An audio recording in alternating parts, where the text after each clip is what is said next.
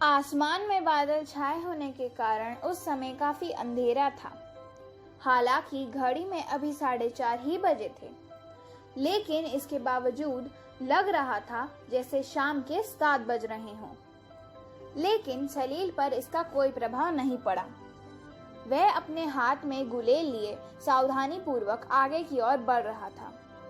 उसे तलाश थी किसी मासूम जीव की जिसे वह अपना निशाना बना सके। नन्हे जीवों पर अपनी गुलेल का निशाना लगाकर सलील को बड़ा मजा आता था। जब वह जीव गुलेल की चोट से बिलबिला उठता तो सलील की प्रसन्नता की कोई सीमा न रहती। वह खुशी के कारण नाच उठता। अचानक सलील को लगा कि उसके पीछे कोई चल रहा है। उसने धीरे से मुड़कर देखा। देखते ही उसके पैरों के नीचे की जमीन खिसक गई और वह एकदम से चिल्ला पड़ा। सलील से लगभग 20 कदम पीछे 2 चिंपैंजी चले आ रहे थे। सलील का शरीर भय से कांप उठा।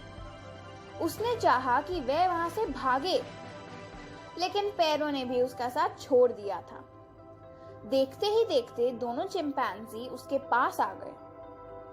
उन्होंने सलील को पकड़ा और वापस उसी रास्ते पर चल पड़े जिधर से वे आए थे।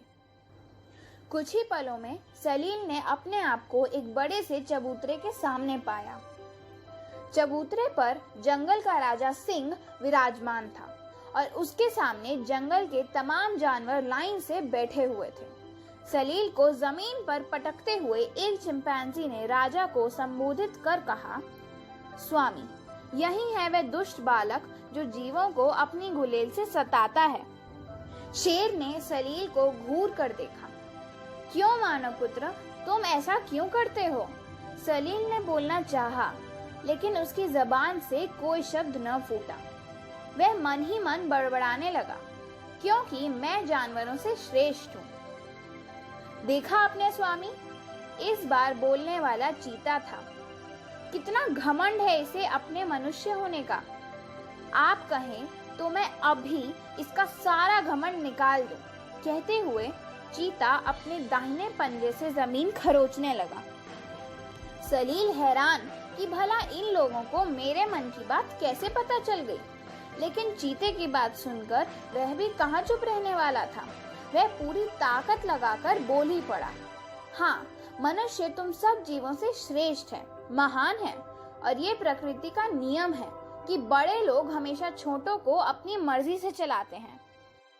तभी ऑस्ट्रेलियन पक्षी नॉइजी स्क्रब, जिसकी शक्ल कोयल से मिलती जुलती है, उड़ता हुआ वहां आया और सलील को डपट कर बोला, बहुत नाज है तुम्हें अपनी आवाज पर, क्योंकि अन्य जीव तुम्हारी तरह बोल नहीं सकते। पर इतना जान लो कि सारे संसार में मेरी आवाज का कोई मुकाबला नहीं है। दुनिया की किसी भी आवाज की नकल कर सकती हूँ मैं। क्या तुम ऐसा कर सकते हो? सलील की गर्दन शर्म से झुक गई और नॉइजी स्क्रब अपने स्थान पर जा बैठी। सलील के बगल में स्थित पेड़ की डाल से अपने जाल के सहारे उतरकर एक मकड़ी सलील के सामने आ गई और फिर उस पर से सलील की शर्ट पर छलांग लगाती हुई बोली, देखने में छोटी जरूर हूँ, पर अपनी लंबाई से 120 गुना लंबी छलांग लगा सकती हूँ। क्या तुम मेरा मुकाबला कर सकते हो? कभी नहीं, तुम्हारे अंदर यह क्षमता ही नहीं है। पर घमंड जरूर है, वो भी 120 गुना। क्यों? कहते हुए उसने दूसरी ओर छलांग मार दी। तभी गुटरगू करता हुआ एक कबूतर सलील के कंधे पर आ बैठा और अपनी गर्दन को हिलाता हुआ बोला, मेरी याददाश्त से तुम लोहा नहीं ले सकते। दुनिया के किसी भी कोने में मुझे ले जाकर छोड़ दो, मैं वापस अपने स्थान पर आ जाता हूँ। सलील सोच में पड़ गया और सर नीचा करके जमीन पर अपना पैर रगड़ने लगा। मैं हूँ गर्नार्ड मछली, जल, थल, नभ, तीनों जगह पर मेरा राज है। ये स्वर थे पेड़ पर बैठी एक मछली के। पानी में तैरती हूँ, आसमान में उड़ती हूँ और जमीन पर चलती हूँ। अच्छा, मुझसे मुकाबला करोगे? ठीक उसी क्षण सलील के कपड़ों से निकलकर एक खटमल सामने आ गया। और धीमे स्वर में बोला, सहन शक्ति में मनुष्य मुझसे बहुत पीछे है। यदि 1 साल भी मुझे भोजन न मिले तो हवा पीकर जीवित रह सकता हूँ। तुम्हारी तरह नहीं कि एक वक्त का खाना न मिले तो आसमान सर पर उठा लो। खटमल के चुप होते ही एल्सेशियन नस्ल का कुत्ता सामने आ पहुंचा। वह भौंकते हुए बोला, स्वामी भक्ति में मनुष्य मुझसे बहुत पीछे है, पर इतना और जान लो कि मेरी ग्राण शक्ति भी तुमसे 10 लाख गुना बेहतर है। पत्ता खटकने की आवाज सुनकर सलील चौंका और उसने पलटकर पीछे देखा। वहां पर बॉर्न आउल प्रजाति का एक उल्लू बैठा हुआ था। वह घूर कर बोला, इस तरह मत देखो घमंडी लड़के, मेरी नजर तुमसे 100 गुना तेज होती है, समझे? सलील अब तक जिन्हें है और तुच्छ समझ रहा था, आज उन्हीं के आगे अपमानित हो रहा था। अन्य जीवों की खूबियां के आगे वह स्वयं को तुच्छ अनुभव करने लगा था।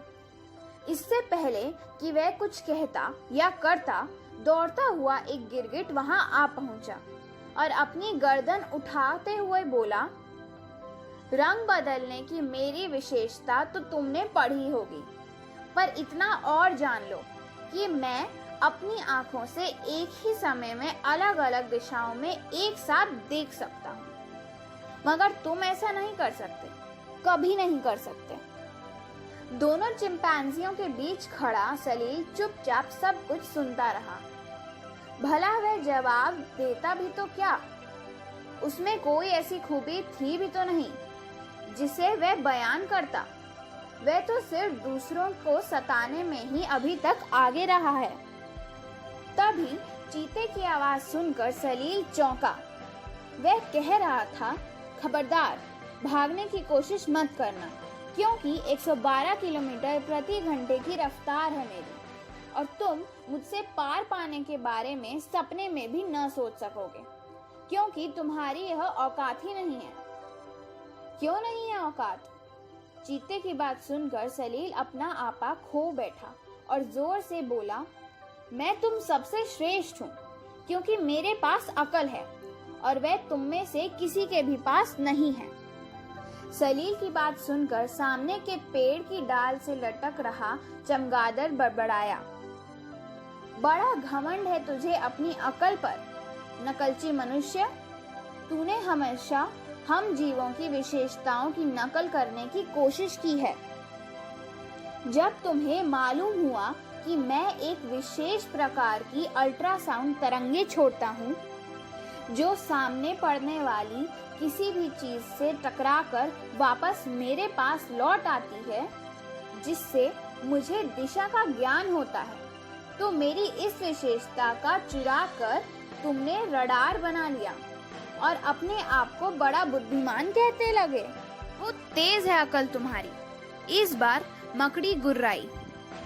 ऐसी बात है तो फिर मेरे जाल जितना महीन और मजबूत तार बना कर दिखाओ। नहीं बना सकते तुम इतना मजबूत और महीन तार। इस्पात के द्वारा बनाया गया इतना ही महीन तार मेरे जाल से कहीं कमजोर होगा। और तुम्हारे सामान्य ज्ञान में वृद्धि के लिए एक बात और बता दूं कि यदि मेरा 1 पाउंड वजन का जाल लिया जाए तो उससे पूरी पृथ्वी के चारों ओर 7 बार लपेटा जा सकता है, समझे? इतने में एक भंवरा भी वहां आ पहुंचा और भनभनाते हुए बोला, वाह रे तुम्हारी अकल। जो वायु गतिकी के नियम तुमने बनाए हैं उनके अनुसार मेरा शरीर उड़ान भरने के लिए फिट नहीं है, लेकिन इसके बावजूद मैं बड़ी शान से उड़ता फिरता हूँ। अब भला सोचो कि कितनी महान है तुम्हारी अकल, जो मुझ नन्हे से जीव के उड़ने की परिभाषा भी ना कर सकी। हंसता हुआ भंवरा अपनी डाल पर जा बैठा। एक पल के लिए वहां सन्नाटा छा गया। सन्नाटे को तोड़ते हुए शेर ने बात आगे बढ़ाई। अब तो तुम्हें पता हो गया होगा, नादान मनुष्य, कि तुम इन जीवों से कितने महान हो।